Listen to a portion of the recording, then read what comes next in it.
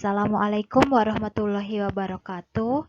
Untuk MPLS, masa pengenalan lingkungan sekolah di SMA 17 Yogyakarta, materi selanjutnya yaitu tentang materi pendidikan anti korupsi atau PAK.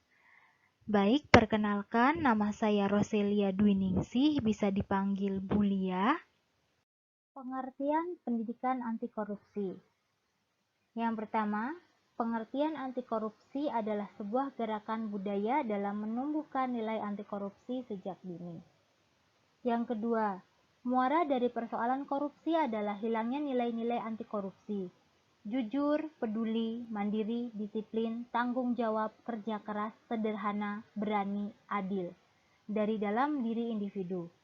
Yang ketiga, ketika hari-hari ini kita menyaksikan kasus-kasus korupsi kian marak, meluas dan beragam, serta perilaku saling tidak percaya, saling menyalahkan, lepas tanggung jawab, mencari jalan pintas, arogan, inkonsisten, dan rupa-rupa perilaku tak pantas lainnya kian menyesatkan dada. Kita sadar budaya anti korupsi kita menghilang. Kemanakah budaya anti korupsi kita?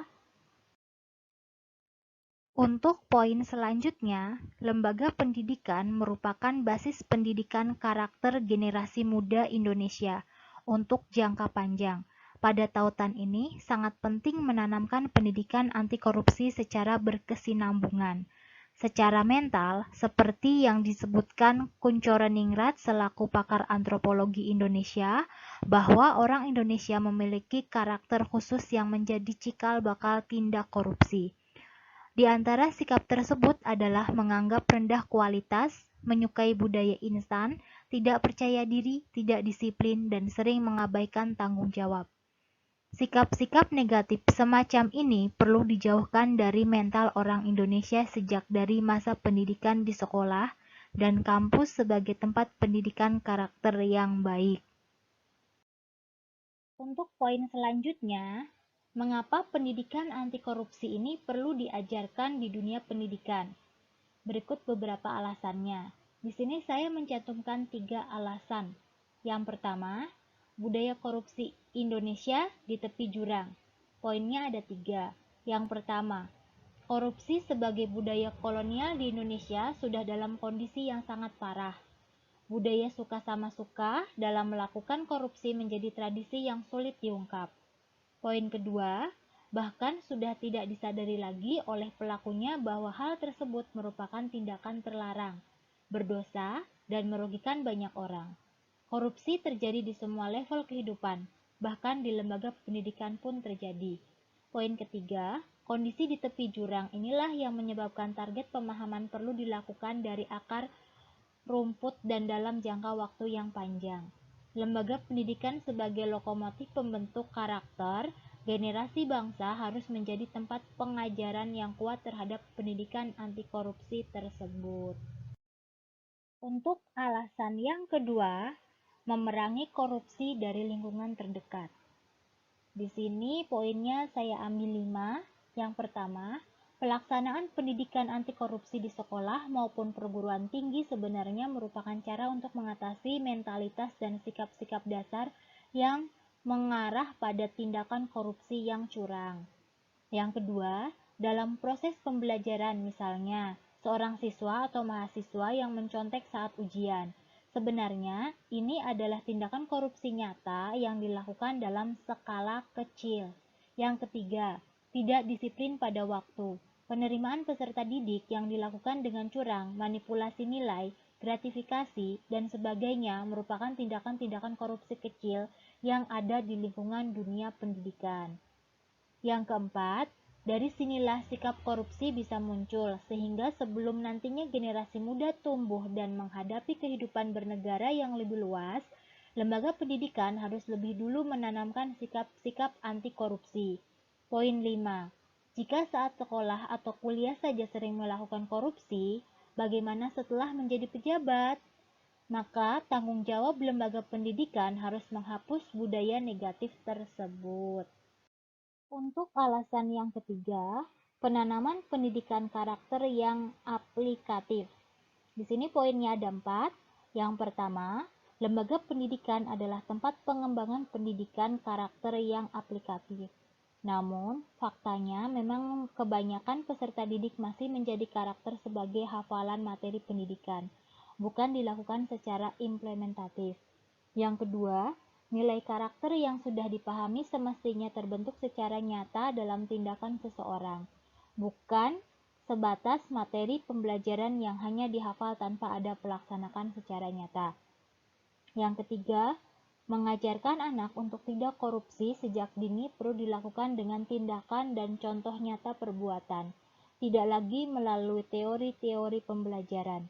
Yang keempat, guru maupun tenaga pengajar serta pengelola lembaga pendidikan penting memahami jika untuk pendidikan anak tidak korupsi harus didahului contoh dari orang-orang tua yang ada di lembaga pendidikan terkait.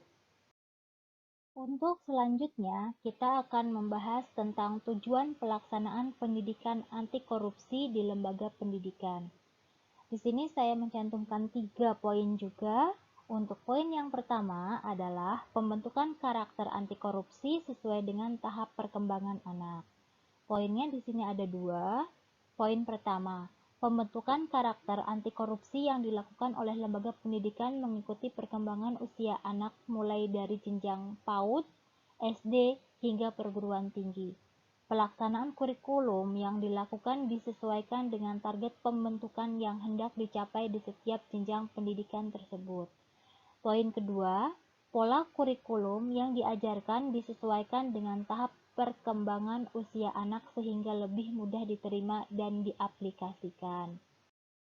Untuk poin yang kedua, penanaman pendidikan anti korupsi untuk jangka panjang. Di sini saya memasukkan 4 poin. Untuk poin pertama, salah satu pola pengajaran pendidikan anti korupsi yang dilakukan adalah jangka panjang. Yang kedua, kondisi yang sudah sangat parah tidak bisa diatasi oleh waktu yang sehari, 2 hari, atau 1 tahun saja, tetapi harus dilakukan bertahun-tahun, bahkan bisa jadi seumur dengan usia seseorang. Tradisi yang sudah sangat akut membudaya di masyarakat harus dipahamkan sejak dini. Yang ketiga, lembaga pendidikan menaungi pendidikan sejak usia dini hingga selevel profesor, doktor, maka sangat tepat jika di lembaga pendidikan diajarkan pendidikan anti korupsi sebagai pembelajaran seumur hidup yang perlu diberikan kepada generasi Indonesia. Yang keempat, bukan hanya anak-anak, tetapi orang tua juga penting mendapatkan pembelajaran ini. Untuk poin yang ketiga, menanamkan nilai-nilai anti korupsi pada generasi muda. Di sini saya mengambil 5 poin. Poin pertama, ada 9 nilai anti korupsi yang penting diajarkan kepada peserta didik untuk membantu membentengi dari sikap korupsi. Sikap-sikap tersebut diantaranya kejujuran, tanggung jawab, kesederhanaan, kepedulian, kemandirian, disiplin, keadilan, kerja keras, dan keberanian. Poin yang kedua, bagi lembaga pendidikan mungkin membutuhkan anggaran pembiayaan untuk pelaksanaan program-program pendidikan anti korupsi di sekolahnya. Poin ketiga, jangan khawatir. Fintech sebagai lembaga pemberi pinjaman dana pendidikan siap mendukung program pengajaran pendidikan anti korupsi di berbagai lembaga pendidikan Indonesia. Yang keempat, dukung generasi muda Indonesia untuk jauh dari tradisi kolonial yang sudah membudaya tersebut. Lembaga pendidikan perlu serius mengawali hal ini, menjadi contoh dan menjadi lokomotif perubahan yang cepat bagi pemutus mata rantai tradisi buruk korupsi. Poin kelima, Fintech memberikan dukungan yang nyata untuk pelaksanaan pendidikan anti korupsi di semua jenjang pendidikan. Untuk pembahasan selanjutnya, perlu upaya yang tidak biasa. Di sini poinnya ada 3. Poin pertama, di tengah segala persoalan, perlu proses pendidikan yang berbeda, dimulai dari cara pandang yang berbeda.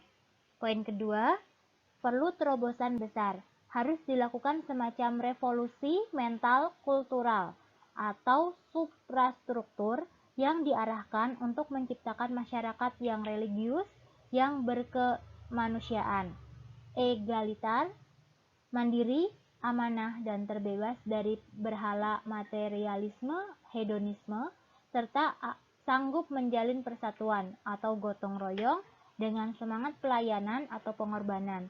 Dikutip dari Yudi Latif tahun 2015. Diperlukan upaya tidak biasa dengan cara pandang yang tidak biasa, termasuk cara pendidikan dan cara pandang terhadap pendidikan. Cara pandang terhadap pendidikan mungkin harus diletakkan terbalik. Poin ketiga, bagaimanapun juga, sekolah adalah replika masyarakat masa depan. Semua hal yang terjadi pada masa-masa sekolah akan menjadi cermin masyarakat di masa depan. Maka, sekolah harus ditempatkan sebagai lokomotif yang akan membawa perubahan pada bangsa ini. Mari kita bergerak aktif, dimulai dari pembangunan jiwa, pembangunan budaya, dan diawali dari ruang kelas dan dari sekolah. Pembahasan selanjutnya, cara pandang terhadap pendidikan selama ini. Poinnya ada 5. Poin pertama adalah anak ditempatkan sebagai konsumen dan objek pembelajaran. Yang kedua, guru hanya bekerja mendidik anak sesuai tahapan dalam aturan yang berlaku. Yang ketiga, sarana prasarana fisik adalah kunci keberhasilan proses pendidikan.